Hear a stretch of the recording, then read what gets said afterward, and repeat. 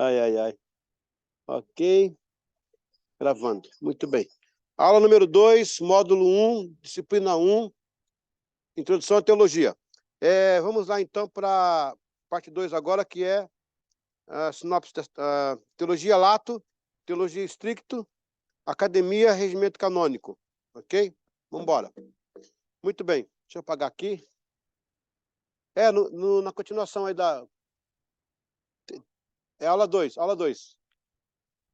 Aula 2. Ok, a teologia, ela tem duas vertentes aí, a lato e a estrito. Lato e estrito é um termo acadêmico, mas é para você entender melhor, né? Eu sei que a nossa classe é uma classe assim, de acadêmicos, né? Então eu vou, né? Amém. Aí, Cássio, tudo bem? Meu áudio tá bem? Tudo certinho? Só dá um sinal aí, tá bom? Ok, obrigado. A teologia lato e a teologia estrito. A lato. Em termos de cristianismo, a teologia é estritamente bíblica. Claro, né? Mas tem que falar. É uma frase que é redundante, mas tem que falar, né? O que assume tanto a hebraica quanto a cristã. Porém, em relação às mitologias, tá vendo? Você tem que falar. A expressão religiosa dos povos anteriores ao povo de Israel, a teologia é ampla, ou seja, ela é lato. Na verdade, o termo teologia foi abraçado pela igreja. Os teólogos já pensam logo em igreja. Ou católico, protestante, teólogo. Não, mas tem teólogos mitológicos também. A mitologia egípcia é uma, a fenícia é outra, a sumeriana é outra, a grega é muito teológica, tem muitos mitos, muitos deuses, né? Você vê que os gregos, rapaz, foi uma civilização fantástica, né? Olha, muita coisa ainda a gente é regido pela Grécia, né? Veja que eles têm tanto a mitologia quanto a filosofia. E a filosofia deles é tremenda. Você vê que não há maldade. A filosofia deles, a maldade vai entrar no gnosticismo, quando a igreja chega e alguns querem jogar a salvação com um meio de salvar-se pelo entendimento. Mas, na verdade, o pensamento inicial da Grécia era a busca da verdade. Eles queriam a verdade. Eles queriam descobrir o senso da verdade, como é que é isso, esses caminhos lógicos. Era isso, não tem maldade. Se há maldade, vai ter na filosofia francesa, a iluminista. Aquela sim tem umas coisas muito... Aquela desconstrutiva. Aquela veio... que são duas filosofias que se degladeiam, né?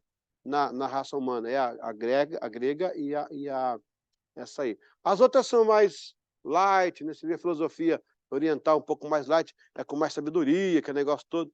Mas os gregos não. Nós vamos ter uma matéria na frente aí, que você não vai se assustar, tá? Eu garanto que ninguém vai se desviar, com certeza. Nesse curso nosso aqui, ninguém desvia, mas tem uns seminários por aí que o pessoal desvia. Você vai ver que tudo que a igreja faz, batismo, Santa Ceia, ressurreição dos mortos, perdão, já faziam antes, com uma diferença: não havia poder de Deus. Vou dar só um exemplo. Zoroastro foi uma filosofia milenar, bem as igrejas. A mitologia egípcia, por exemplo, aquele fato do Osíris, da Íris do Osíris, o Osíris caiu no mar, morreu, a Íris foi lá e ressuscitou ele. E ressuscitou ele só em 14 partes, o corpo dele. Ressuscitou. Então, a ressurreição já era objeto da teologia egípcia há 3.000 anos atrás. 5 daqui da gente, né? Espera aí, a ressurreição, só que não há nenhuma ressurreição todo. Aí vem a igreja e Deus ressuscita todo, o corpo inteiro. Aleluia. O Senhor falou, vocês tinham a ideia, mas eu tenho o poder. Tá pegando? O batismo nas águas é uma ideia essênica dos essênios. Eles, lá em Curã, eu estive em Curã já algumas vezes, vou voltar agora, Deus quiser, dia 3 ou 4 de outubro, a esposa vai comigo agora para Israel. Lá tem é engraçado, o tanque batismal, eles tinham roupa branca, igual a gente usa, e aí tinha um degrau, Sueli, um degrau só grandão para descer e 5 para subir. Qual que é a ideia deles? Para ser batizado, para ser purificado, basta um passo. Para nós é o quê? Arrependimento. Para eles eram 2 séculos de Cristo. Mas depois que você se arrependeu, você foi purificado, agora você tem que ser discipulado. São degraus para você crescer. Olha, naquela época, o João Batista estava pregando lá. E Jesus submeteu a esse batismo dos essênios. E o discipulado veio depois. Então você aceita Cristo, se arrepende, confessa, cai na água, batizou, agora você vai subir os degraus, tendo um discipulado de acompanhamento. Olha aí, não é ideia nossa, é deles. Está pegando? Eles se batizavam para purificar, era filosofia de purificação. Não tinha a ver com salvação em Cristo, não. Mas a igreja pega... Eu vou ser mais aberto com vocês. O diabo sabia que a igreja viria. Ele sabe. Ele lia as entendências. Então ele colocou religiões para falsificar algo parecido, para depois dizer assim, a igreja está copiando. Não. Osíris citou 14 partes, Cristo citou o corpo inteiro. E ainda mais, Cristo pegou lá o Lázaro totalmente decomposto e deu tudo novo para ele, glória a Deus. Recalchutou, tudo certo, né? Tudo feito, né? Completo. Amém? Então, assim, era para confundir a igreja. Depois que a igreja nasce, vai ter as igrejas híbridas. Essa é outra matéria. Vamos voltar para cá. É, porque você vai... Mas é assim, é amplo, é amplo. Bom, eu não vou explicar aqui o lato, porque vocês já entenderam. Eu estou apenas tirando da nossa cabeça assim, aquela, né, a teologia cristã. Não, a teologia ela é aberta. Em todos os locais tem teologia, em vários povos tem teologia, a Grécia em si, e tal, e tal, e tal. Mas temos a teologia estrito. Agora, isso aqui eu vou ler um pouquinho mais. Quando o foco teológico é em sentido estrito, limita-se ao cristianismo. Aí sim. Porém, a teologia cristã vai englobar todas as demais teologias, ou melhor, as divisões da mesma dentro dela, né? O início oral... Gente, tem um chat aqui, ó. O que será que é? Alguém está ligado para me ajudar aí? Gente, estou sem áudio. Hã? Ué, eu tô com... o meu áudio está ligado. Joninha, tem áudio aí, Joninha? Meu? Tem? Pessoal, se você ver aí embaixo, quem está ligado me ajudar aí, vem embaixo escrito. Ah, obrigado. Ok. Senão eu tenho que controlar aqui eles e vocês. Eles não podem perder lá a aula deles. O início oral, pelos primitivos cristãos, depois as cartas, os relatos do evangelho. Vão trazer muita contribuição. Gente, interessante. Começa com auricular, né? Eles vão reproduzir o que Jesus falou. Olha que coisa linda. A mesma coisa aconteceu lá atrás, que o Mishnah, né? Mishnah é oral, Gamarra é explicação. O Talmud judaico fala da Mishnah, que era a lei oral falada, né? Isso aí, a lei falada. Depois, alguém falou, não, está muito falado, tem muito, vamos explicar isso. Aí fizeram o Gamarra, que é explicado. Aí criou o Talmud, que é para estudar isso aí. A mesma coisa acontece na igreja cristã. Jesus não deixou nada escrito. E o que ele escreveu, ali apagou. Mas o que ele falou foi passando para as pessoas. Os apóstolos sentiram que estavam ficando velhos, iriam partir, e a igreja começou a crescer, vamos deixar registrado. Escreveram as cartas. A carta e a apostila. A carta, quando ela é menor. A apostila, quando ela é maior. Mas tem carta pequena que é chamada de apostila, porque a importância do assunto. Então, assim, a mesma coisa, auricular, e depois vem... Não, obrigado, César, está me ajudando, obrigado. É isso aí, está me ajudando. Não, tá bom, tá bom. Eu tenho que ter aqui um secretariado aqui para me auxiliar. Então, na verdade, eu estava falando que estava mesmo? Perdi. Sim, a apostila e a carta, depois veio o didaquê, os lecionários, os códices, aí veio depois, chegou até a impressão para o Gutenberg. Mas começou assim, a teologia estricta, era uma teologia que era para aquele povo, para aquela comunidade, para aquele pessoal ali. Interessante que o termo teologia, embora fosse conhecido os patrísticos, quem são os patrísticos, gente? Os patrísticos são os pais. Eles vieram depois dos apóstolos. São algumas eras, ó. Repita comigo. Era apostólica, que é depois de Cristo, são os discípulos que se tornaram apóstolos, né? Segundo, era patrística, que são os discípulos dos apóstolos, né? A segunda geração. Terceiro, era escriturística, Está anotando? Deixa eu escrever aqui, peraí. Vamos lá. Ó, primeira era apostólica. Aí vem a era patrística. Quem era patrística? São os pais da igreja. Aí vem o Ambrósio, Clemente, vem Barnabé. Barnabé é os primeirinhos, porque ele é depois dos apóstolos, né? Muito bem. Era patrística, era escriturística, que são os escritos, aí tem os polimistas, tem os apologetas, aí vem a era da reforma, aí vem Lutero, o pessoal todo, aí vem a era avivalística, aí vem os avivamentos, mística, aí vem a era missiológica, e finalmente a era pentecostal.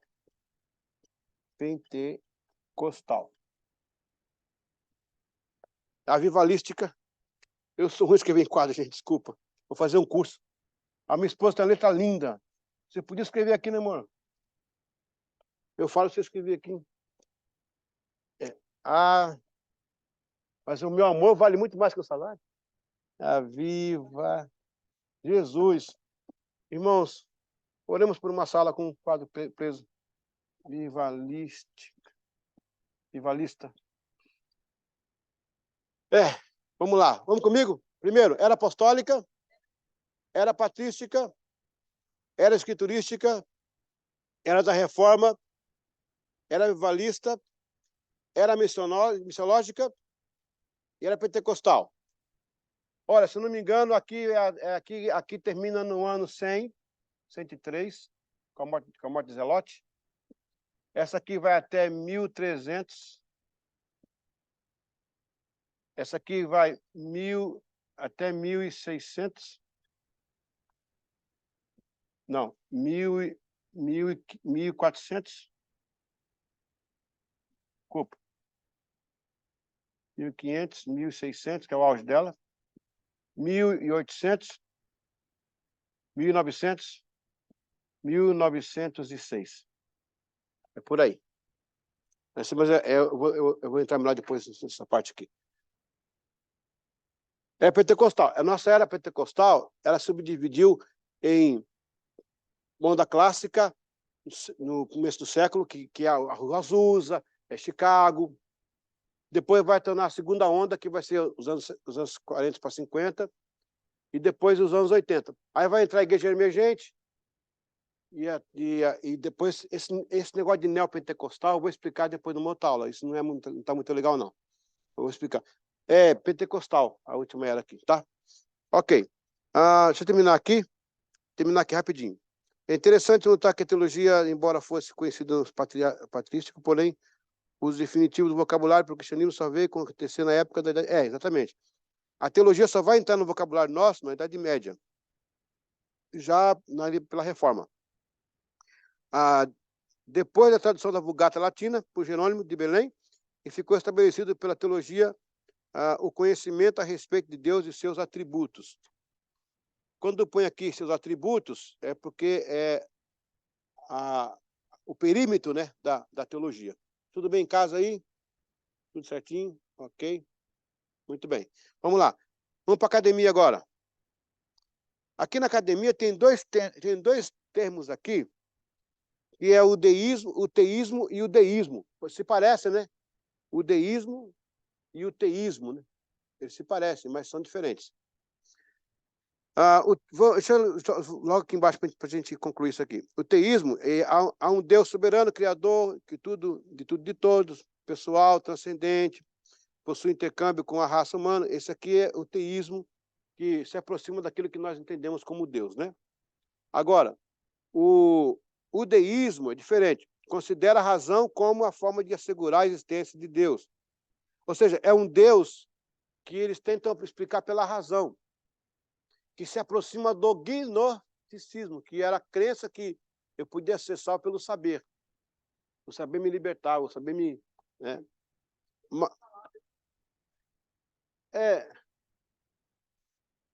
A patrística é porque vem de padre,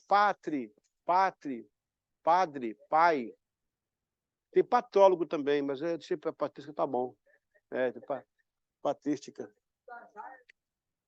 Pior que vai ter que entrar. Quando eu entrar em falapsarianismo, sinergismo, monergismo, pelagianismo. Pois é teologia. Mandarim. Mas você está dando teologia para isso mesmo, né? Por isso que no culto a gente prega as mensagens meio popular, no sistema popular. Se for usar, você fala assim, nessa noite você vai ter uma experiência sinergista. Porque o monergismo não é de Deus. Pelagiano. Aí você fala assim, meu Deus, para você escapar do infalapsarianismo, e muito... Aí, agora você botou o fone. Sai no fone, tá? Aquela pergunta assim, é de comer? Se for, quero comer maionese. Não precisa fazer nada, é só botar o fone. Duas coisas que você tem que entender aqui na academia, tá? Quando fala... aqui tem uma explicação do Hegel atrás, porque eu não quero ler essa apostila toda, mas é só para você calçar aí o pensamento. Quando a filosofia entra no negócio, azeda, né? A filosofia azeda. Não consigo ouvir, está muito óculos. Loyola. O homem quer explicar Deus. Ele se perde. O Billy Graham falou assim, tem coisa que aceita por fé. E fecha os olhos e vai. Muito alto. Bem, alguém já orou para ir na montanha-russa? Já orou? Pouco eu conheço. Porque tu mais por fé. Vamos lá, vai lá, vamos ver. Eu nunca andei, eu nunca mais vou andar. Eu andei uma vez, mas nunca mais vou andar. Me colocaram, me forçaram a ir naquele negócio. Quando eu saí de lá, eu falei para aquele senhor, chama sua mãe para vir aqui um dia. Com todo respeito, todo carinho que tem por ela. Com todo respeito, todo carinho, claro. Desligar o áudio que não utiliza. Alguém está com o áudio ligado aí no grupo. Deixa eu ver aqui. Já desligou. Ok, clica em cima do microfone. Então. É da pessoa. Não, o meu tem que estar ligado, né? Né, Luizinho? O meu tem que estar ligado. Sim. Aonde? Eu preciso de alguém me auxiliando, porque eu fico perdido aqui. No celular. Isso, se eu ver no celular. Quem consegue ver aí? Quem consegue ver aí? Eu tenho que ficar aqui entre os dois. Eu posso virar aqui também para vocês, né? Tem que, não, eu vou me... Agora, vou me virando aqui. Ok, vamos lá. O teísmo, ele vai dizer que há um Deus soberano, forte, poderoso e tal. O deísmo diz sim, há um Deus sim. Conseguiu aí? Pronto. O deísmo diz assim, não, há um Deus sim, mas é um Deus que criou e deixou aí, se virar sozinho. Não, há um Deus sim que se eu conhecê-lo eu vou ser salvo. Há um Deus, não, acho que não há Deus também não. Acho que o deísmo ele é bem aberto. Ele é bem aberto. O deísmo tem um problema também. Por exemplo, se eu disser, cara, eu não quero complicar a cabeça de vocês. Ai. Será que eu entro? Não, é porque... Tá, eu vou explicar bem direitinho, se você entender, você me pergunta. Vamos lá. Como é que eu começo isso? Quando Moisés trouxe os 10 mandamentos, eu vou falar de deísmo, tá? Quando Moisés trouxe os 10 mandamentos, 6 mandamentos já existiam. Já. Espera aí. Primeiro, ele quebrou lá as tábuas, quando viu o povo. Será que tinha 10 inéditos? Quando ele voltou agora, lembrou só de 4, porque tinha 4 que eram inéditos. 6 já existiam porque era do Código de Hammurabi. O Código de Hammurabi era um código civil de 2500 a.C., que ele regia as nações na época. Tinha até leis de uso capião, lei de limite, era um negócio bem atual, 104 códigos. Moisés foi criado desse código. Quando ele vai escrever de novo as leis, ele fala, bom, não estou dizendo que ele esqueceu 6, mas 6 já tinham no Código de Hammurabi, 4 não tinham. Se Moisés, e Deus aprovou, porque Deus não falou nada, Moisés entrega aquele código, né, os 6 códigos de Hammurabi. Aí eu pergunto, teria Deus também revelado a Hammurabi o que revelou a Moisés? Se Deus... Não, calma aí. Aí que está o perigo, vou chegar aí, segura aí. Se Deus revelou a Hammurabi o que ele revelou a Moisés, será que Deus se fez conhecido em outra civilização com outro nome? Olha o perigo aí. Aí eu abro a porta para Nimrod, para Erudic, e nas religiões que têm os seus deuses, os seus mantras, os seus profetas. É complicado. O que eu posso falar aqui, então? Muito bem. Deus deu leis que são universais. Não é porque foi para aquele povo ou para o outro. É para todo mundo. Ele daria para qualquer um. É universal. Agora, Israel gera uma pessoa chamada Cristo, o único caminho para Deus e o homem. Esse é o profeta de Deus chamado Jesus, que morreu na cruz do Calvário.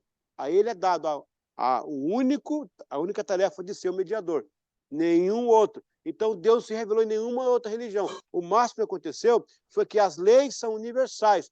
O que Deus deu a Moisés já tinha dado em outros tempos para outras pessoas, mas 4 eram inéditos, que era para aquele povo de Israel, que é a questão do monoteísmo, né? No caso do monoteísmo. Então, não é para confundir, porque se eu afirmar isso, que Deus se revelou a outra civilização, eu vou ter que aceitar os deuses deles, como se fosse uma interpretação de Deus naquela cultura. Não, aqui o Jesus é tal, o nome dele é... Não, ele diz, eu sou o único caminho, eu sou o único, não tem outro, ninguém vem ao Pai a não ser por mim. Então, Israel tinha a incumbência de trazer essa semente ao mundo, que foi Jesus. Embora Deus teria dito as suas leis para outros povos. É o código moral, é o código de Deus para o ser humano, para reger o ser humano, entendeu? Exatamente. Então, Deus não guardou uma lei só para Moisés até aquele dia, e todo mundo ficou assim, a dar sorte. Não. Deus se revelou, as suas leis, não se revelou. Deus não se revelou. Ele deu as suas leis. Aí ele escolhe o povo de Israel para se revelar. Ele se revela por Israel. O grande eu sou, e tal, e tal, e tal, entendeu? Então é isso que tem que ficar bem claro. Por isso que vocês estão aqui estudando, para você não ter esse problema. O Hammurabi ele é um personagem de tempo de Abraão. Era um rei, um imperador da época, na Mesopotâmia antiga, onde é o Iraque hoje, Kuwait ali é chamada Mesopotâmia. Ele liderava lá.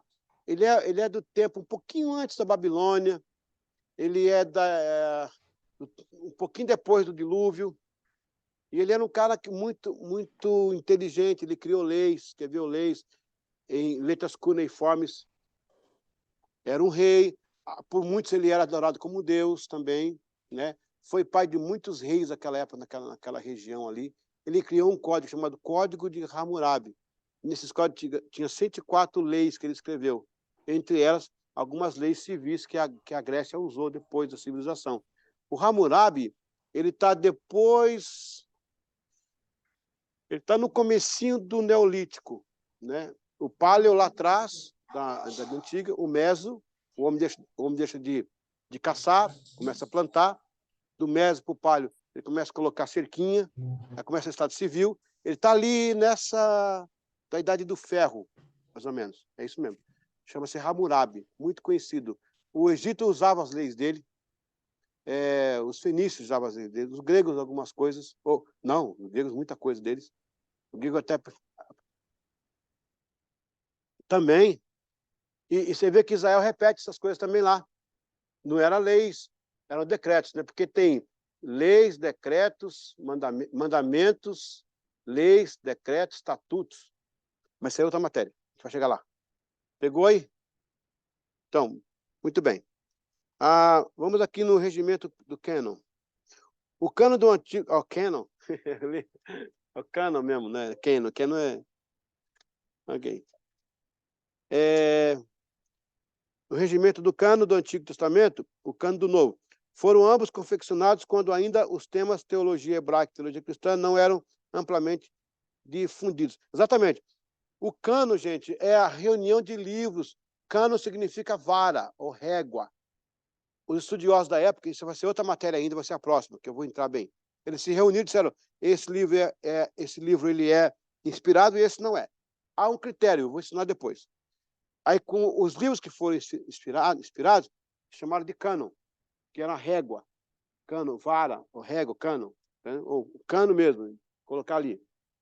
E quando fizeram o do Antigo Testamento, que foi no Concílio de Jâmia, 2 séculos antes de Cristo, e quando fizeram o do Novo, que foi no 4º século depois de Cristo, com Damásio I, ainda assim não falava em teologia, porque o tema era grego.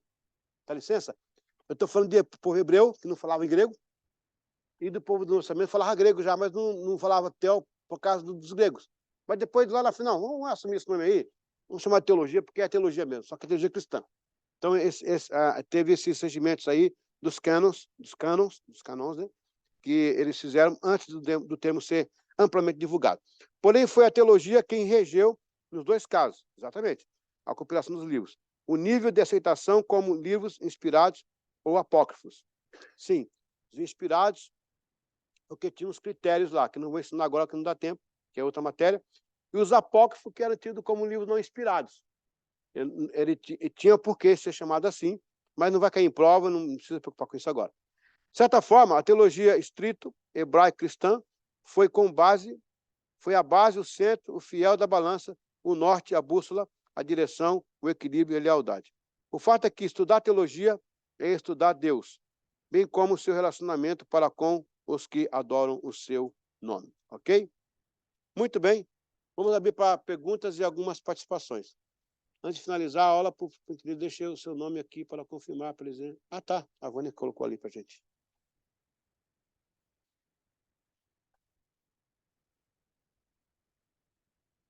Sim.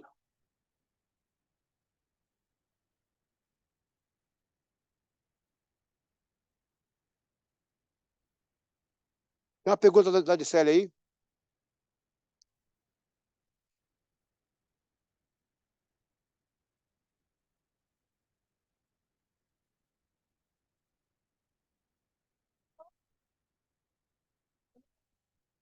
A Adicélia fez uma pergunta. Pode repetir, por favor.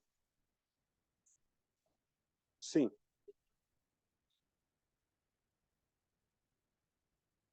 Não. Sim. Judite Baruque, 1º e 2º Macabeus, Eclesiástico, Revelação, e tem mais um, são 7, Tobias. Não, esses livros aí foram no período, por isso que eles não foram inseridos, estavam lá na briga lá, chamado de obras antigelomenas, que são obras em disputas. Eles não aceitaram esses livros como sagrados. E a Bíblia judaica tem 24 livros no Antigo Testamento. É o único só que eles têm, não tem novo. Só tem um. A nossa tem 39. Mas qual a diferença? Tem mais livro? Não. É porque o nosso pessoal, os protestantes, eles fizeram a seguinte ideia: 1º Reis, 2º Reis. Lá na judaica é o livro dos reis. É grande. Eles cortaram. 1º e 2º Crônicas, 1º e 2º Samuel. E foi cortando, virou 39 livros. Para ser melhor de estudar. Entendeu? Então, esses livros foram compilados ao longo do tempo em fragmentos, em pedaços de papiros, em pedaços de couro de animal, recolhidos por alguns reis. O maior número deles foi juntados no período dos Macabeus, quando Israel estava sob o domínio dos Macabeus, daquela revolta macabea em 165, né? Antes de Cristo, quando os Matatias se levantaram contra Antíoco IV, Epifânio, defenderam Israel, e esses livros estavam lá no templo guardados. Depois de Esdras, começou a se recolher esses livros aí.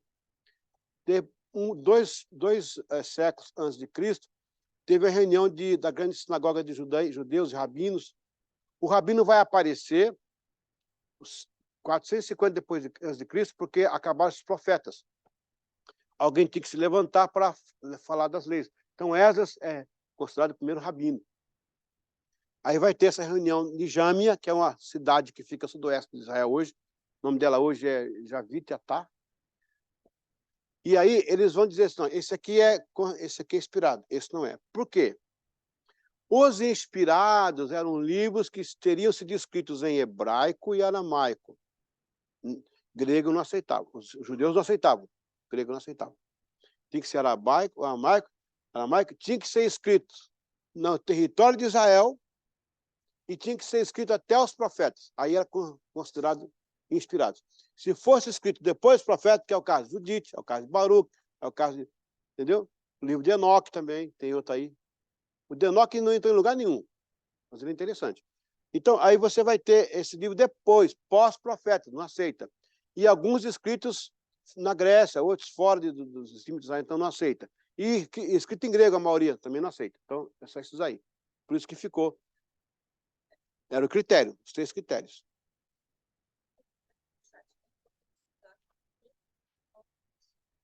Ó, é e não é, sabia? Eu já comecei a estudar, tem tanta baboseira lá, que tem uns livros que tem nada a ver, cara. Tem umas viagens de maionese lá terrível. É umas coisas que não tem nada a ver. Quando tem alguma coisa a ver, você dá uma olhadinha assim, você olha. O de Enoque é interessante. Ah, inclusive, Pedro cita ele, né? Pedro cita o livro de Enoque.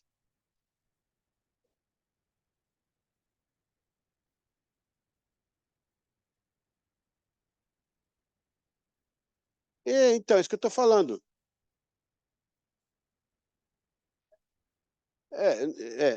Então, é isso que eu estou falando. Você tem que ler com olhos críticos. Eu até louvo a Deus, cara, porque ó, eu estou falando de 2.000 anos atrás. 2.000 anos, um pouquinho mais, que aquela época o pessoal teve essa capacidade de entender que aquilo não tem nada a ver. Exatamente. Exatamente. Por ser inspirado. A mesma coisa aconteceu no Novo Testamento. Começou assim também. Eles reuniram. Tinha outros livros. Por exemplo, o livro do pastor Hermas é tão bom quanto Paulo. Tão bom quanto Paulo. Para mim, tem hora que é melhor que Paulo. Né? As memórias de Irineu, né? As orientações de Orígenes, maravilhoso. A súmula teológica do Tomás de Aquino, meu Deus do céu, as confissões de Agostinho, meu Deus, é coisa linda. Só que, critério, não andaram com Jesus, não tiveram com ele. Paulo entrou no segundo tempo da prorrogação, no 47, com aquela bola no finalzinho, assim, entrando no cantinho da rede. Paulo, ele quase não entra. E eram 13 cartas, cara, que a gente ia perder. As cartas pastorais e cartas gerais de Paulo. Ele entrou assim, rapidinho. Por quê? Por causa daquela confissão dele, estando no estádio de Damasco, eu ouvi a voz que falava comigo e vi a luz. E aí, quando chegou em frente do rei, os soldados disseram, mas não, realmente houve uma voz, ele caiu e tal. Por ali, e depois Paulo também disse que o Senhor falou comigo pessoalmente na Arábia, quando ele estava lá, e quando Barnabé foi lá ver ele em Chipre, Barnabé atestou que ele era um apóstolo mesmo. E ele entrou aí, porque Matias tinha entrado antes, lá atrás, pela sorte, né, nos dadinhos. Depois que desceu o Espírito Santo, não tem mais dadinho. Aí o Espírito Santo se levantou e dirigia as pessoas para onde eles iam, né? Glória a Deus por isso. Bom, mas Matias também só entrou ali, é um tipo de irmão que a gente elege na igreja, não faz nada e fica aí, fica assim mesmo. Isso acontece, né? Também tem até hoje. Os livros do Novo Testamento foram dados da seguinte forma: os que andaram com Cristo tiveram testemunho de Cristo, né? Ou que foram escritos pelos apóstolos também, porque alguns que andaram com Cristo, que escreveram também, mas não entrou. Alguns entraram. Havia um critério. Por exemplo, quem não andou com Cristo, quem entrou? O Lucas andou com Cristo, mas ele não era discípulo. O João Marcos também, que é o livro de Marcos. Mas eles falam o quê? Biografia. Eles viram, relataria. E foi até bom, porque é alguém de fora, não foi só de dentro. Aí nós temos também o Flávio José, que é da época, que testemunhou também muitas coisas e pôde falar do Nazareno, o Cristo, o Xiristos, ele falava isso. Glória a Deus por isso, que não tem como fugir, né? O cristianismo é a única religião do mundo que é investigável. Venha para cima, manda. Tem 2.000 anos, não consegue derrubar. Aleluia. 2.000 anos que falam mal, tentam derrubar, mas estão aí todo mundo limpando a mão com lenço. Por quê? Porque é isso aí, é a verdade de Deus. É o Cristo ressurreto entre nós. Está vivo, está aí. Aleluia. Se entrelaçam. 40 autores nunca se conheceram, a maioria, em 1.600 anos, numa linha eu já escrevi 42 livros. Às vezes eu posso me contradizer. Eu tenho 57 anos só. Imagine 1.600 anos, 40 autores, regiões diferentes. Um escreveu na caverna, outro no barco, outro na montanha, outro no mar, outro na taverna. E ninguém se confunde. E um completa o outro. Sim. Gente, glória a Deus. Uma mão poderosa movendo ali. E outra coisa, como é que você consegue registrar tanta coisa? Alguém fala assim, porque o dilúvio, porque não sei o quê, o Gilgamesh já falava sobre isso, o Atajace já falava sobre isso, a epopeia de Exíduo. Ok, faz igual a Bíblia, me dá 4 elementos, que a Bíblia dá que eles não dão. Eles falam assim, aconteceu isso, teve um cara assim, não sei aonde. Moisés fala o nome da pessoa. Moisés fala o local que a pessoa estava. Moisés fala a geografia do local, que bate direitinho. E ele fala do evento, em pormenores. Ele dá as medidas das madeiras da arca que Noé fez, cara. Que é isso se não for revelação? Agora, o Gilgamesh é da época, são contemporâneos, são povos que viviam naquela época lá. Por exemplo, Torre de Babel, a gente vai entrar um dia aqui na Torre de Babel. Tem várias lendas da Torre de Babel, várias lendas. De um Deus que ficou irado, o Irudu, que veio, que fez, e o povo saiu falando outra língua e tal. Aí o pessoal que não acredita fala, tá vendo aí, ó, a Bíblia é um plágio. Não, não é plágio. Os povos estavam lá, é o modo que eles contam. Mas ninguém fala o que Deus falou, Deus revelou, ei, adessamos, confundamos, tal. Ninguém fala isso, e a Bíblia fala. Eu não vou falar aqui o nome do cara, porque estou aqui ao vivo, né? Tem um arqueólogo famoso aí, que ele é famoso por falar mal da Bíblia. E esses dias, eu fiz arqueologia, né, pela Facsul, então eu tenho um link lá de arqueólogos. E acharam uma foto dele, acho que já publicaram essa foto. Ele está num sítio fazendo reconhecimento do sítio arqueológico, e no bolso dele tem uma Bíblia, assim, o bolso dele tem uma Bíblia assim, ó, pendurada, uma Bíblia. Ou seja, aqui para nós, né? O cara está na Bíblia direto lá, ó, só fazendo conferência. Gente, eu pisei lá no túnel de Ezequias. Lá eu já fui 2 vezes dentro do túnel de Ezequias, que a Bíblia fala que o túnel foi cavado de 2 lados e no meio tinha espaço de um homem, não é isso? A Bíblia que fala isso, a Bíblia. Agora a escavação conseguiu chegar lá, está soterrado. Isso foi escrito lá atrás, 400, 500 anos de Cristo, tá? Com Ezequias lá, 700, né? Antes de Cristo. Ó, quase 1000 anos. Aí agora desenterraram, fizeram tudo, a hebraica de Israel fez o preparo do sítio arqueológico para os turistas entrarem. Chega lá, cara, no meio do túnel, tem um espaço de 1,80 m, que afina e que divide. O que a Bíblia fala, espaço de um homem. Não é 1,80 m, um homem? Tem gente que mede esse tamanho, né? Está lá na Bíblia. Os arqueólogos chegam lá e falam, estava escrito, né? Está aí. Fazer o quê?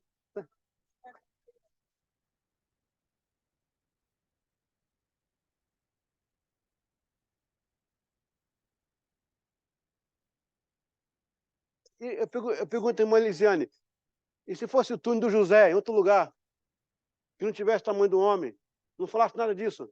Mas ela fala, o túnel cavado de 2 lados, no meio o tamanho de um homem, está ali. Gente, é fantástico. Ok. Mais uma pergunta? Aqui está... Pessoal, vai cair de novo, vamos para a última aula, tá? É a última, segura aí, vai valer a pena. É mais meia horinha agora, tá?